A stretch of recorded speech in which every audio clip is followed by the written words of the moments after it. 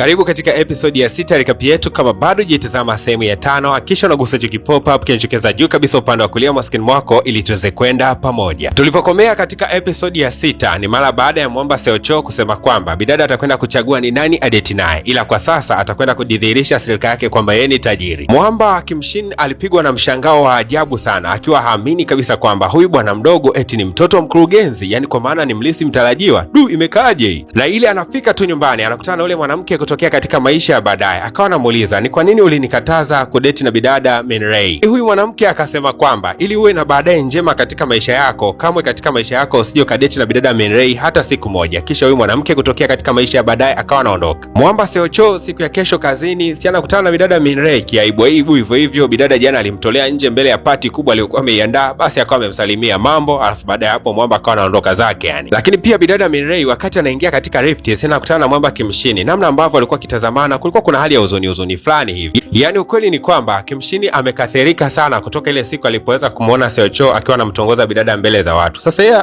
baada ya kumchukia Seocho, yeye anamchukia huyu bidada Min Rae. Hasa huyu mama mmiliki wa kampuni alikuwa amemkabidhi yule mwanamke muona maono ama mwanamke aliyetokea katika maisha ya baadaye chumba kizuri sana cha hoteli, na alimwambia kwamba ataishi hapo siku zake zote. Lakini kama walivyokuwa wamesema wahenga, hakuna kitu cha bure duniani. Huyu mama alikuwa amemtegea CCTV kama zote, kwa alikuwa anamchunguza kwa kila kitu ambacho anakifanya, na alikuja kuigundua siri ya kwamba huyu ndio bidada Min Rae wa baadaye. Hasa huyu mwenyekiti alitamani pia kumfahamu bidada Min Rae. Kwa kuna wakati mwenyekiti alikuwa anavaa mavazi ambayo yatasababisha asiweze kugundulika mitaani, na akawa anamchunguza bidada Min Rae kimya. Lakini siku ya leo bidada Min Rae akiwa katika eneo fulani hivi la mgahawa, kumbe huyu muuza mgahawa bana alikuwaga ni mwandishi mzuri sana wa script, lakini alikuja kustaafu baada ya kutimiza miaka 40. Hasa alipoweza kumwona bidada Min Rae anahangaika kupata idea ya kipindi kipi ambacho kitakwenda kuanzishwa, basi akawa amempa idea moja kali sana. Bidada alipoweza kuipata ile idea akaipeleka kule ofisini, na ofisini walimpongeza kwa sababu ilikuwa ni bonge la idea. Sasa huyu bidada Gayang ambaye anampenda sana bidada Min Rae, siku ya leo akamfuata kaka yake na bidada Min Rae na akaanza kusema kwamba unaonaje huyu bidada tumuongeze cheo, kwa sababu kazi anazozifanya hazifanani kabisa na cheo chake. Lakini kaka mtu akasema mtu yote mgeni hapaswi kabisa kuongezwa vyeo haraka namna hiyo, huyu anatakiwa kuvumilia sana ili aweze kuizoea kazi yake vizuri. Lakini kumbe kaka mtu naye alikuwa amelizia kabisa mdogo wake kupandishwa cheo, basi akawa amemfuata kimya na akampatia zawadi ya viatu, kisha akasema kuanzia leo hii utapanda cheo katika ofisi na utakuwa mwandishi rasmi kabisa wa makala zetu. Baada ya hapo kaka mtu akamfuata Mwamba Kim Shin akamwambia kwamba bidada Min Rae kuanzia sasa hivi tumempandisha cheo, atakuwa ni mwandishi rasmi wa makala. Lakini Mwamba Kim Shin hakujibu kitu chochote kile. Kumbuka wanakaugomvi ka chini na bidada Min Rae, wamenuniana yani. Sasa wazo la kipindi kipi ambalo bidada Min Rae alikuja nalo ni kwenda kutembelea majumba ya kale aliyokuwa ameweza kutelekezwa na kuonesha watu namna gani hayo majumba yalivyo. Na kura zikamwangukia bidada Min Rae kama kamera woman, yani atakuwa anashika kamera, lakini pia Mwamba Kim Shin ndiye atakayokuwa anaonesha watu maeneo yalivyo. Sasa bahati mbaya bidada Min Rae hajui kutumia kamera, kwa hiyo ikabidi wamwambie Seocho aweze kumfundisha bidada namna ya kutumia kamera. Hasa Mwamba Seocho kabla ya kuanza kumfundisha bidada Min Rae chochote kile, kwanza akamwomba msamaha kwa kuweza kumtongoza siku ya jana. Hakujua kabisa kwamba bidada atakuwa anampenda Mwamba Kim Shin, akamwomba msamaha sana. Lakini bidada akasema usijali bana, ila kuna mwanamke mmoja ambaye ametokea katika maisha ya mbele. Huyu mwanamke aliniambia kuwa kama nikija kudeti na huyo Mwamba Kim Shin nitakuja kuwa na hatima mbaya sana, kwa hiyo hata sielewi nini ambacho kitakwenda kutokea mbele yangu. Lakini Mwamba Seocho akamwambia bidada, huenda wewe ulianza kumpenda huyo jamaa baada ya kuambiwa kwamba ndiye atakaye kuja kuwa mume wako wa baadaye. Labda usikilize moyo wako kwa mara nyingine. Je, una upendo wa kweli na huyo jamaa au hauna? Basi bidada baada ya kuelekezwa matumizi ya kamera, moja kwa moja akamchukua Mwamba Kim Shin, ndio akawa anaelekea katika hilo jumba ambalo limeweza kutelekezwa, jumba la kale sana. Mwanzoni wakati wanaingia walikuwa wanaogopa kweli, kwani kulikuwa kuna giza kubwa na matando mengi ya buibui. Bidada akiwa ndani ya hilo jumba, Mwamba Seocho akazidi kumtumia message akimwambia kwamba je, uko salama ndani ya hilo jumba au unaogopa sana nije kusaidia? Hasa Mwamba Seocho akiwa yuko bize tu hapa anaendelea kuchati na bidada ambaye yuko ndani ya ule mjengo, basi Hajun naye akatimba katika mitaa hiyo. Seocho akaanza kumsimulia bidada Hajun stori zake za udogoni, akimwambia kwamba nilipokuwa mdogo nilipewaga magari mengi sana na midoli mingi sana ya kuchezea, lakini mimi niliwahi kuvutiwa na mdoli mmoja tu ambao ulikuwa unauzwa, lakini nilikuwa nikipambana kila siku kuhakikisha kwamba naupata huo mdoli. Ndivyo ambavyo sitokata tamaa kumpata bidada Min Rae. Haya maneno ndani ya moyo wa bidada Hajun yalikuwa ni makali sana, kwa sababu anampendaga sana huyu Mwamba Seocho. Mwanzoni alikuwa akimpendea pesa, lakini amejikuta sasa hivi anampenda tu kama alivyo. Dada June siku hiyo alikunywa sana pombe, haamini kabisa anayoyasikia kutoka katika kinywa cha Mwamba Seocho, na alilewa kiasi ambacho ilikuwa inakuwa ngumu sana kwa yeye kuweza kurudi nyumbani, mpaka mwanamke mmoja akaja kumsaidia. Hasa yule mwanamke kutokea katika maisha ya baadaye akawa anamlaumu sana kaka mtu wa bidada Min Rae na kumwambia kwamba ni kwa nini umemruhusu mdogo wako aende yeye pamoja na mwanaume katika lile jumba la zamani, yani kwa maana ya Mwamba Kim Shin. Sasa kaka mtu aelewe huyu mwanamke analalamika vitu gani bana, wakati wale wameenda kufanya kazi tu kule. Lakini huku upande wa pili katika jumba lililoweza kutelekezwa, Mwamba alikuwa akimhudumia bidada Mirei ambaye alikuwa ameumia katika eneo lake la mguu. Sasa namna alivyokuwa akiweza kumkea bidada Mirei ndio anakufa kabisa, yaani anampenda huyu jamaa so poa. Huku nje kaka mtu anazidi kumwambia yule mwanamke aliyetokea miaka ya mbele kwamba hawawezi kufanya kitu chochote kile, wale watu wako kule kufanya kazi pekee. Lakini yule mwanamke akasema hapana, watafanya kitu wale. Sasa kaka mtu akawa anaongea, mbona unaongea kwa kujiamini, una maana gani? Lakini huyu mwanamke akaamua kujidhihirisha wazi na kusema kwamba mimi nimetokea katika miaka ya mbele na mimi ndio Mirei mdogo wako. Kaka mtu alipokuwa akiasikia maneno ambayo huyu mwanamke anayeongea akaona kwamba huyu ni kama chizi au ajitambue hivi, akawa anamwacha zake anaondoka. Hasa huku ndani ya mjengo ulioweza kutelekezwa, kama yule mwanamke mtabili alipokuwa amesema kwamba lazima kuna kitu kitaendelea, na ni kweli kabisa. Mwamba kimshini alikuwa anamsogelea bidada anataka kumkisi, ila bidada Mirei akawa ameshtuka, akajikuta tu anakosa ujasiri na huyu akawa anageuka zake bana. Basi ikabidi waendelee kufanya kilichoweza kuwaleta, wakaendelea kushuti ndani ya huu mjengo ambao uliweza kutelekezwa. Waliingia katika chumba ambacho kina ukimya mkubwa na wakaja kugundua kwamba kulikuwa kuna albamu ya picha ambayo inaonyesha mke na mume, na mume ambaye alikuwa anamiliki nyumba hii alikuwa ameacha ujumbe, na huu ulikuwa ni ujumbe ambao mume mtu alikuwa amemwachia mke wake kipindi ambacho Mwamba alikuwa anaumwa sana na alikuwa atarajii kabisa kuweza kupona. Lakini Mwamba alipoweza kufa tu, basi naye mke mtu akawa ameandika ujumbe kwamba aweze akaishi akajiua. Dada Mirei alisikitika sana, akasema wakati mwingine ni ngumu sana kukubaliana na maamuzi sahihi katika upendo. Baada ya kutoka katika hilo jumba bovu la miaka ya zamani sana, wakaelekea mjini na wakakutana na mwamba mmoja anayefahamika kama Samho, na huyu jamaa ndiye alikuwa ameandika vitabu kwamba ndani ya lile jumba kuna mizimu. Kwa hiyo mission ya kina Kimshini pamoja na bidada Mirei ilikuwa ni kwenda kupeleleza, je, ni kweli kuna mizimu mule ndani au hamna. Sasa walipogundua kwamba mizimu haikuwepo, basi wakamfuata huyu jamaa anayefahamika kama Samho. Jamaa akawa anasema kwamba mimi niliandika kile kitabu lengo nipate watazamaji tu, ni muhimu wakati mwingine kuandikia watu vitu ambavyo havipo ili kidogo upate watazamaji wengi. Kwa kweli Mwamba Kimshini alikasirika sana, akasema wakati mwingine unapotuagiza kufanya makala yoyote ile, tuambie ukweli wote ambao unaojua, sio unatuambia vitu vya kijingajinga na vya uongo, sisi tunakwenda kupoteza muda wetu kule. Basi kaka yake na bidada Mirei akimtazama Kimshini na mdogo wake namna ambavyo wanafanya kazi kwa ukaribu, akajikuta anavutiwa sana na wapenzi yao. Akawaza kwamba hivi ni kweli kabisa hawa watu hawapaswi kuwa wapenzi. Kaka mtu ili kudhibitisha kwamba yule mwanamke aliyetokea maisha ya baadaye ni kweli ni mdogo wake, basi akasema kwamba anahitaji kupata nywele yake. Basi alipoweza kupata nywele yake, moja kwa moja akaelekea hospitalini akaitest na akagundua kwamba ni kweli huyu ni mdogo wake. Na kaka mtu akamfuata mdogo wake akamwambia kwamba kuanzia sasa hivi sitaki kabisa uendelee kufanya kazi katika kile kitengo ambacho upo. Lakini kaka mtu hakuishia hapo, akamfuata Mwamba Kimshini na kumwambia kuwa Mirei ni mdogo wangu na nimefanya maamuzi ya kumhamisha kitengo ambacho anafanyia sasa hivi ahamie katika kitengo kingine tofauti kabisa.